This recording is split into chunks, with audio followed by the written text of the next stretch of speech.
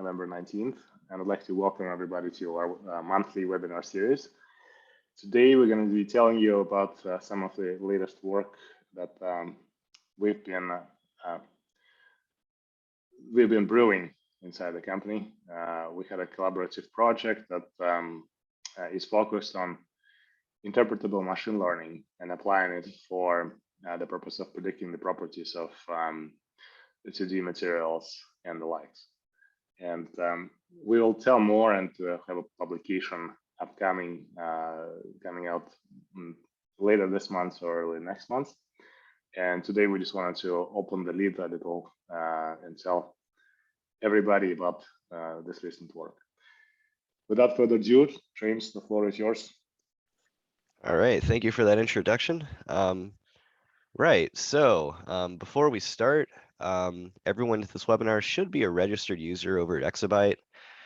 Everyone here is going to get a PDF of the webinar after it's done. And this webinar is going to be recorded and made available on our YouTube channel. Additionally, if any questions come up, please feel free to ask a question using the Zoom tools. All right, so let's start with the agenda for today.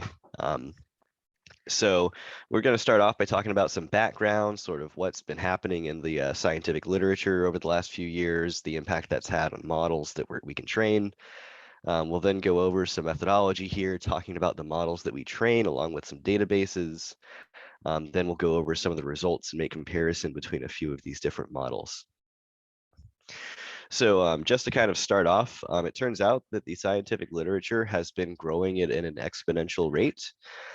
Here's like a chart to kind of illustrate that out of this publication here. Y-axis is the logarithm of the total number of references that papers in 2012 were making to older papers. And this is sort of time over here. And so what this is kind of showing is that even among the papers that 2012 papers were citing, there's still like an exponential curve kind of as we go back in time. The exponential growth of the literature was kind of famously noted in the mid-20th century by Derek Price when he noticed that the volumes of scientific journals that were stacked up in the library were actually from older to newer were increasing at an exponential rate in terms of their height. And so that led him to kind of found this entire field of sort of looking at the scientific literature to try to figure out what we can understand about how things are being published. The kind of net benefit of all of this is that there is a ton of scientific data available, which is great if we want to train really highly flexible models. The problem with this, though, right, is that it's oftentimes really hard to search for data. Even though there's a lot being published, it's really hard to combine together the different things being published. For example, there might be data in tables from a literature publication.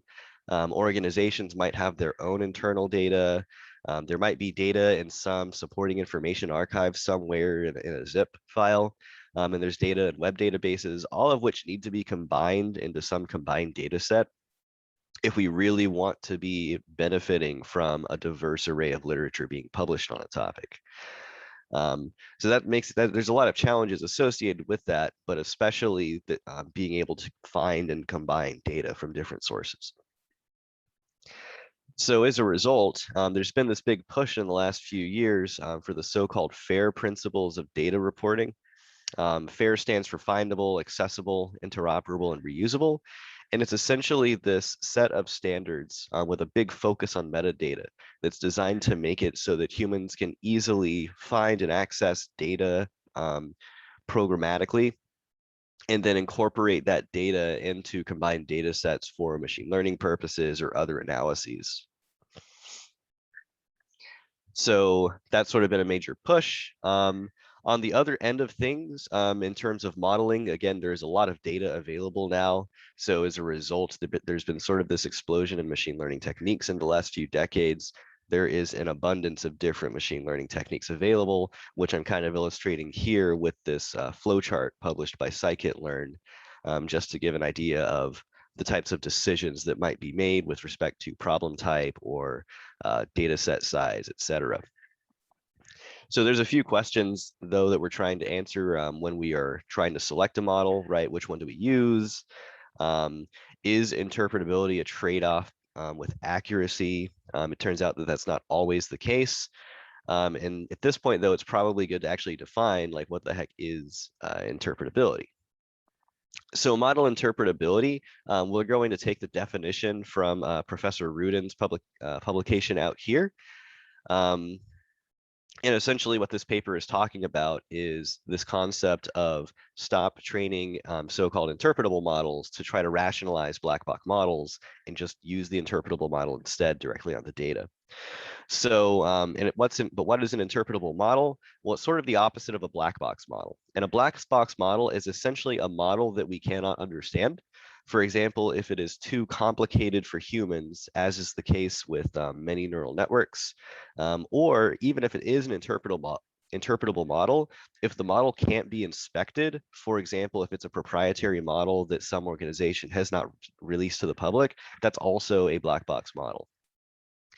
And so a common approach that people will do to try to understand black box models is they'll try to use knowledge distillation approaches and train a post hoc model that tries to emulate the decisions of the black box model.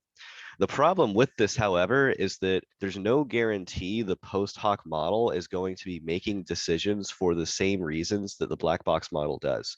For example, if I'm trying to train something to predict ice cream sales on a given day, and I feed in whether it's raining, I feed in the temperature outside, and I feed in whether it's summer, the black box model might be taking all three of those into account, or maybe it's only taking into account whether it's summer or not. And then the interpretable model, if I also feed in those three features, there is no guarantee that it's going to be choosing the exact same features to kind of heavily use as the black box model, and the decision boundaries on there might be completely different. And so that's sort of the trouble that you run into when doing this. And also, as Rudin notes, there isn't really always even a trade-off anymore between accuracy and interpretability. There are interpretable models out there that are highly accurate that have been developed in recent years. Right, so kind of with all of that in mind, model interpretability is still a big challenge. And so we're going to try to get three aims in this paper, or in this talk. First, we're going to identify some data sets that are representative of different chemical problems. We'll then train a diverse set of machine learning models using those data sets, and then we'll talk about some of the trade-offs between those different model types. Right, so our general methodology here is when we obtain a data set, we then clean it, remove potentially spurious points. So for example, if it's a point where their DFT methodology could have failed, we remove that, things of that nature. We then take that data set, we featureize it using XenonPy, which is a set of compositional descriptors, usually taking elemental properties and doing some composition weighted composite combination of them, for example, an average or a sum. We also use MapMiner, which is this set of, it's this materials informatics library that contains a bunch of structural descriptors. And we also had a couple of custom features that we wrote ourselves. So all of that's going into this featurization approach. We then do a 90-10 train test split. And if we need to optimize hyperparameters, as we did for XGBoost, we then do our hyperparameter optimization, and then we do our machine learning. And then finally, we take some statistics to compare the performance of the different models. So in terms of data sets, one of the problems we looked at was perovskite volume. So here is calcium titanium oxide, the mineral that's named perovskite, for which we get the name of the structure, perovskite. It's out here. So perovskites are fairly popular nowadays for solar panels, and they're also seeing some use in catalysis. And the unit cell volume of perovskites is a fairly important property that influences things like ionic conductivity, as this paper discusses out here. And so we actually found a data set containing 144 theoretically stable inorganic perovskites. Corbell et al. Published this work, and it's actually hosted by Nomad. So we took this data for perovskite volumes. There is also this very large data set of 2D materials in the literature that we looked at, called the 2D Materials Encyclopedia. It has around 6,000 different 2D materials within it, along with various DFT calculated properties. One of the properties we look at is bandgap, because there can be a very great difference between the bandgap of a bulk material and its corresponding 2D material, which this plot is illustrating out here. Left is bulk, right is the 2D material. And so we can see there's oftentimes quite a big difference here. And bandgap is a fairly important property with respect to catalysis and electronics for properties such as resistivity. And it's even given rise to this whole field of bandgap engineering. So it's definitely relevant and useful, at least for us, to be using this as a representative data set. Finally, we looked at the exfoliation energy, which is also reported in that 2D materials data set. Excuse me. Sorry. All right, so a lot of 2D materials are synthesized via exfoliation. For example, graphene, and I'm kind of illustrating that with this picture out here of peeling off a graphene layer from a stack of graphene monolayers. And the exfoliation energy is essentially a property that describes how easy it is to exfoliate a material. And the data, again, is also from the 2D Materials Encyclopedia.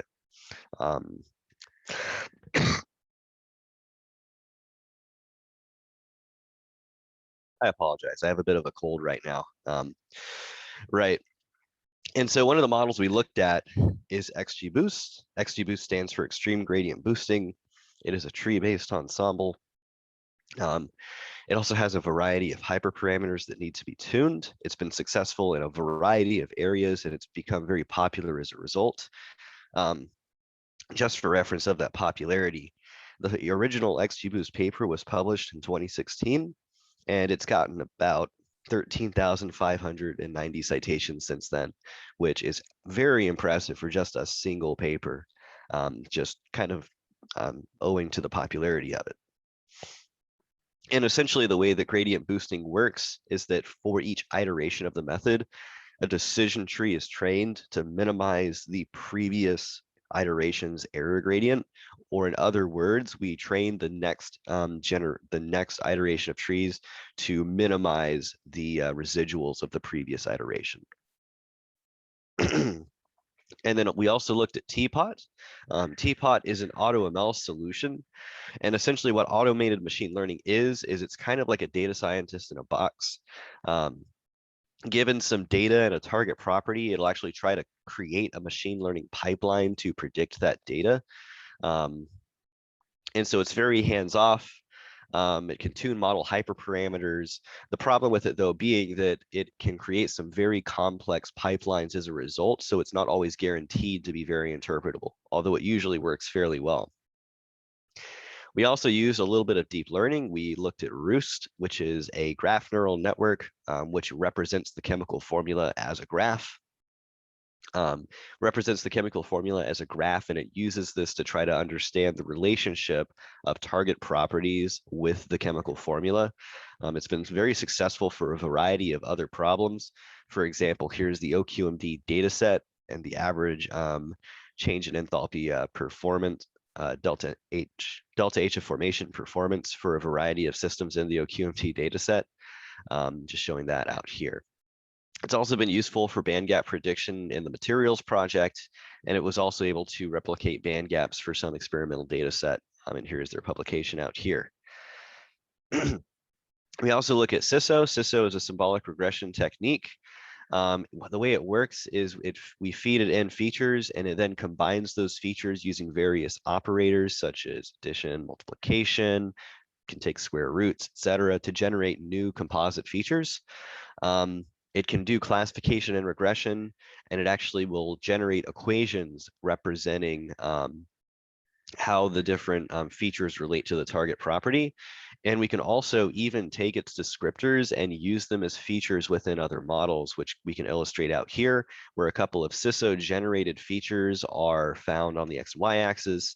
And here an SVM can draw a line to create a classifier to classify whether a system is metal or non-metal or not. In this space defined by these descriptors. So definitely a very useful method. So all right, so some results on those data sets comparing those different model types. All of the models generally perform well. In the case of the perovskite volume problem out here, We note particularly that Roost is performing extremely well. And what we're going to be using Roost for mostly in this talk is kind of an indicator of whether compositional features are enough, because again, Roost has no structural information. It only knows the composition of the system.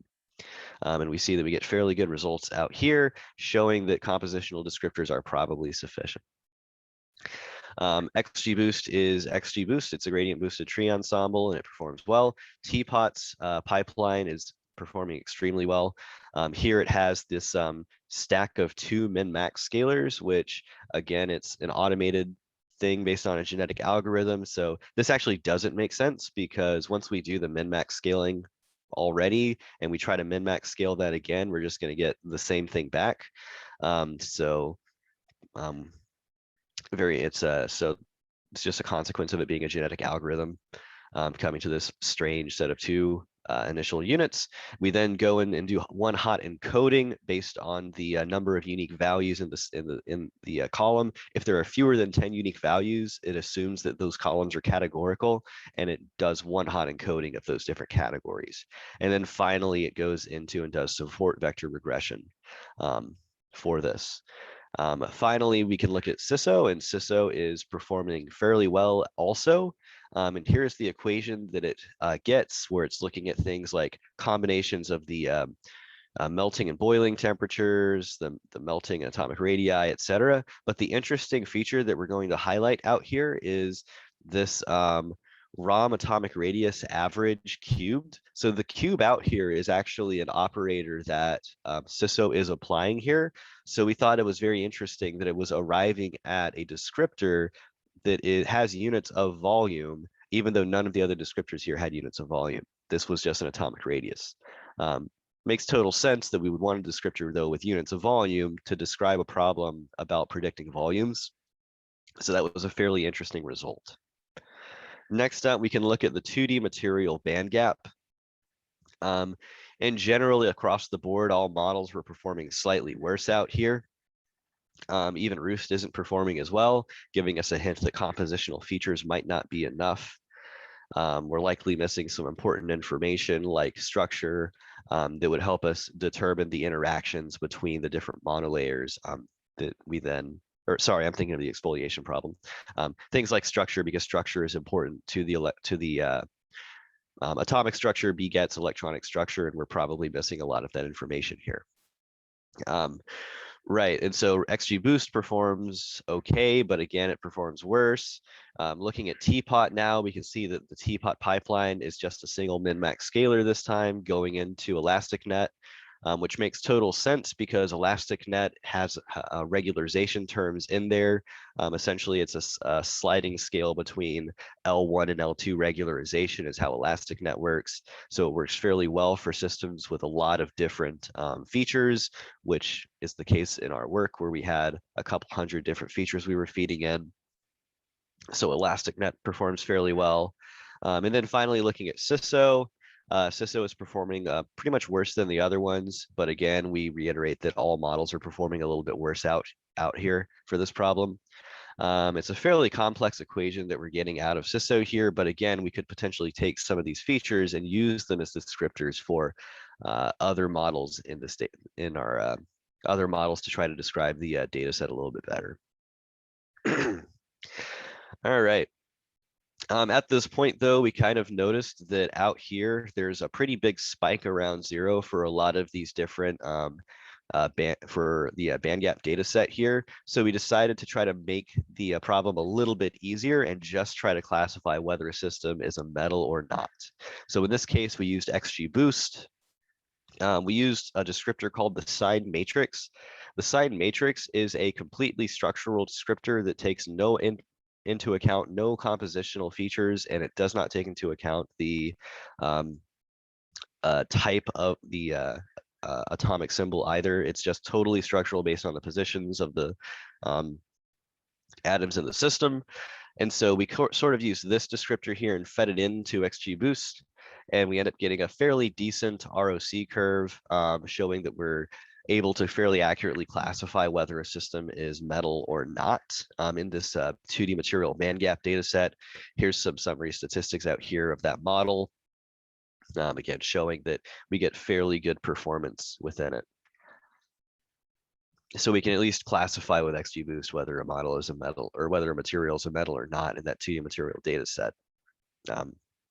So in terms of the exfoliation energies out of this data set, generally we find that exfoliation energy had the worst performance over all three models, which makes sense because ultimately with exfoliation energy, we are either breaking bonds or we're breaking these intermolecular interactions between systems, and those are going to be highly structurally dependent.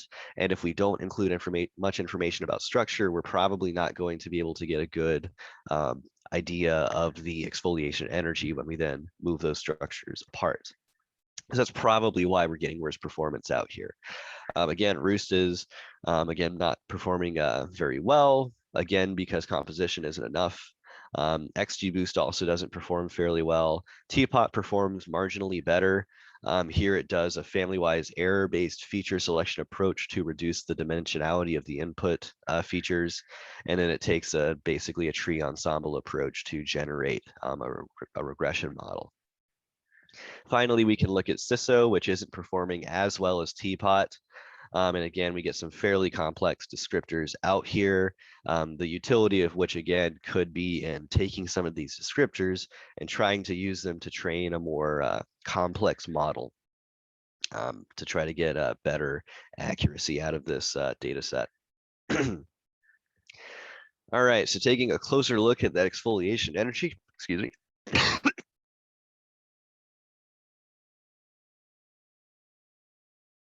So taking a closer look at the exfoliation energy out here, we were showing a zoomed in plot of exfoliation energy just because most of the action is going on out here. And we do note though that there are a few outliers here in most of the models, but there's one that even affected the Roost model out here, which is about at 10 joules per meter squared.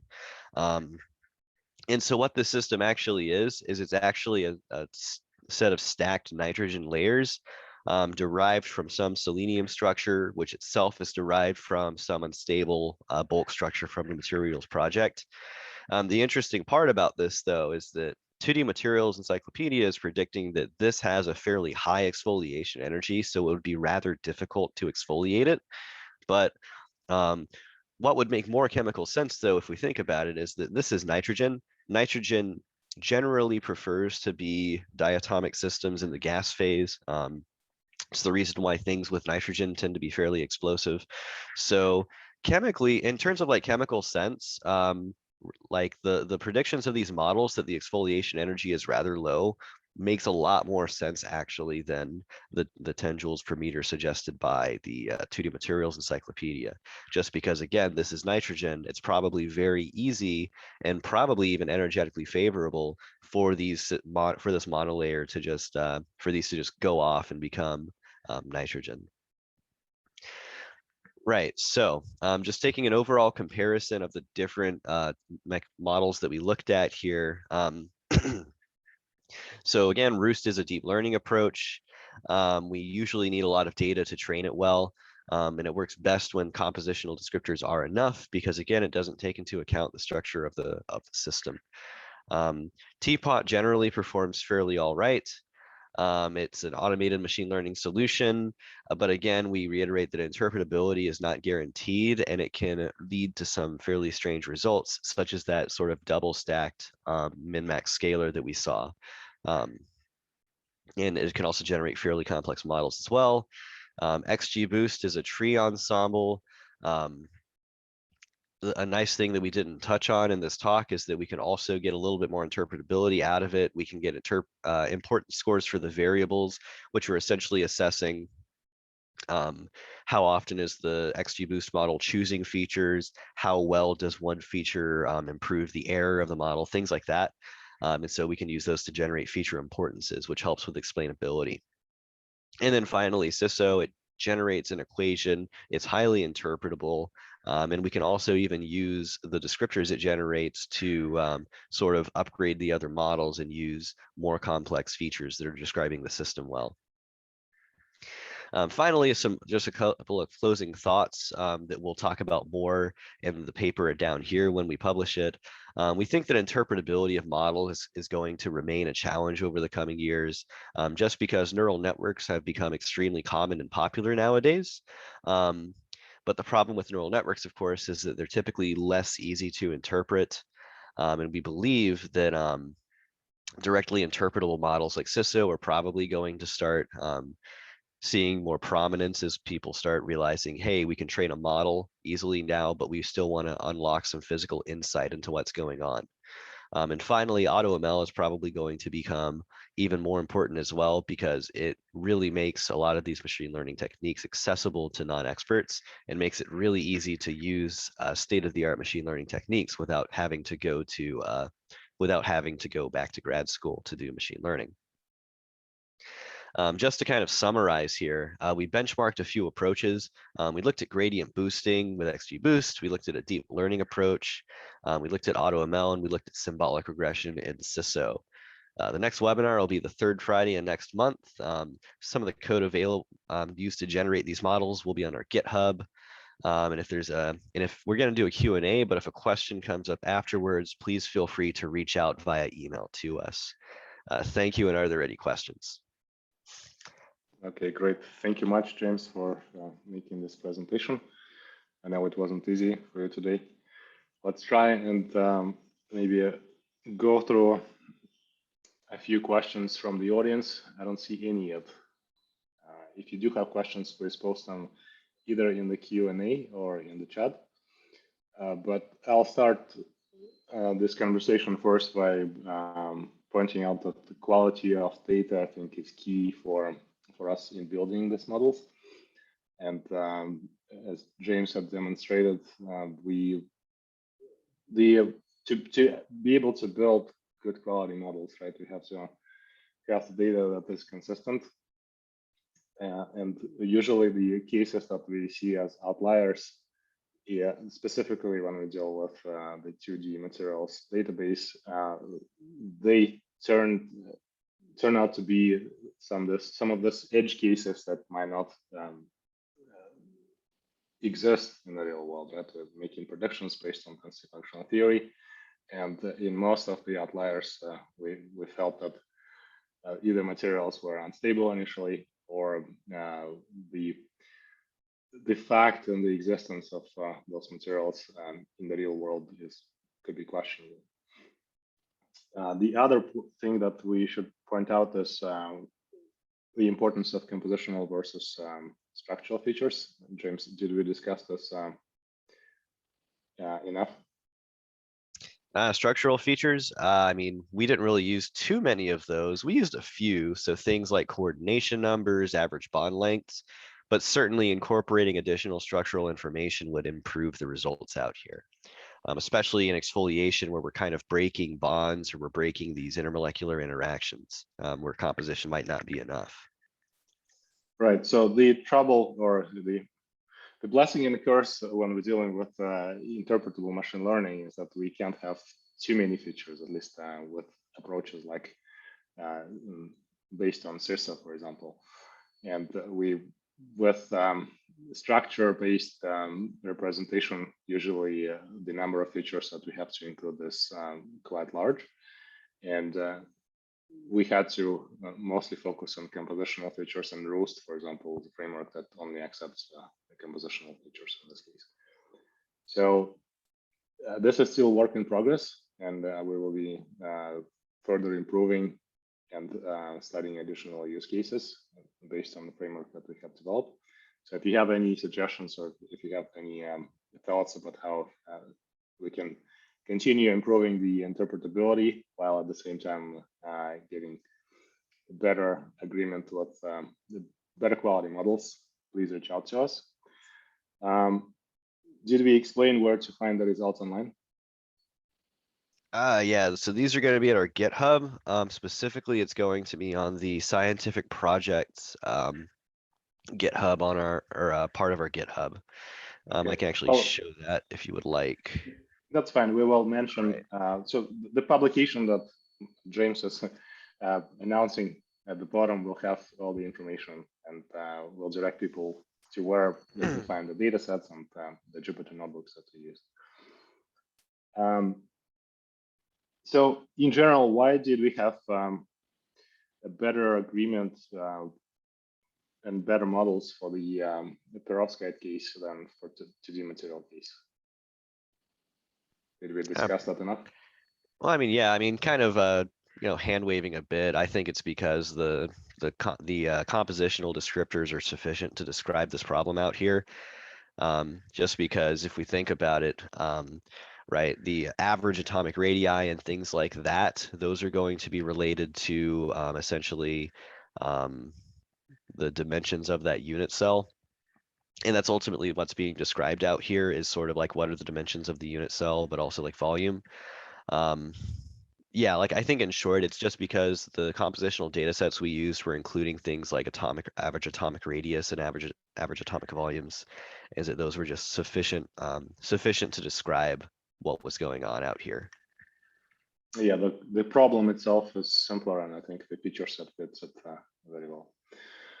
Okay, we've got some questions from the audience. Let's try to go through them. We have a question from John. John, good to see you. In XGBoost, did you take care of the multi-collinearity? If by that you mean correlated features, we did absolutely nothing to deal with correlated features in here. We were just sort of throwing these at these models just to see what we would get. Yeah, so we didn't really do anything to deal with correlated features in this data set. Okay, John, please, if we didn't answer a question, please follow up with us in the Q&A. We have a question from Bob. Interesting talk. Thank you. In terms of cyber infrastructure, open source codes, GFT, ML, etc., it looks like there is an array of options that you are using. But going forward, what improvements in the cyber infrastructure would you like to see companies and funding agencies pay attention to? That's an interesting question. What kind of improvements do you think you would like to see, James? Yeah, I think that a big focus on just being more conformant to those FAIR principles out there would make it a lot easier to take data sets and combine them and use the data. Because again, one of the big problems, especially, is interoperability of these data sets. So just putting more focus into like adding metadata to describe the systems. For example, right, if there's a data set out there and we've got a bunch of different descriptor columns, adding some kind of metadata to describe what are actually those columns, what are the units, where did the data actually come from, things of that nature. And that would go a long way to making it easier to do materials modeling work and sort of combine data sets together. Yeah, there's definitely no shortage of different tools, but what we feel is that interoperability between those tools sometimes is difficult to put in practice. So having data that flows from one source to another, having a calculation pipeline that can utilize multiple models, really, I think is something that we would like to help the community with, and that's part of the nature of our work. Regarding machine learning, the particular approach that we used here and the Jupyter notebooks and the implementation will be available inside the exabyte platform. We're still working on the implementation, and the goal of this current demonstration is to have a proof of concept and demonstrate how all of this machinery can work together. And that's why we're preparing the publication first, but our goal is to make the underlying tools and the computational infrastructure available to our platform users. Okay, that was the question from Bob. And there is another question from anonymous attendee about XGBoost interpretability. Seems features importance is not very useful for real interpretability, and sometimes show some completely irrelevant features as importance. And if we slightly change something in pipeline, range of features may change completely. It's not a question, it's a suggestion. Yeah, Indeed. yeah, that's fair. That's completely fair. Yeah. Yeah, that is definitely the problem. It is kind of useful, but yeah, I totally agree. Yeah, that we did see a few cases where it was giving us features that were pretty strange, where you kind of question like why it's doing that. Yeah, that's definitely a problem out there with XGBoost. But we will note though that it is better than nothing is kind of going to be the justification there. And because for things like neural networks, it's a little bit harder to determine things like feature importance. But at least XGBoost, at least there is some metric that can be used to at least try to get to that information. Okay, great. I don't see any more questions. Check something in the chat. Nothing is in the chat as well. All right. Well, I think that's good enough for today. We are going to follow up and send everybody a copy of this presentation and the recording of today's webinar. And very soon, in the next couple of weeks, you'll see the publication as well. Thank you, James. Thank you, everybody. Have a good rest of the day. We'll see each other next month. All right. Thank you all Bye. very much. Take care.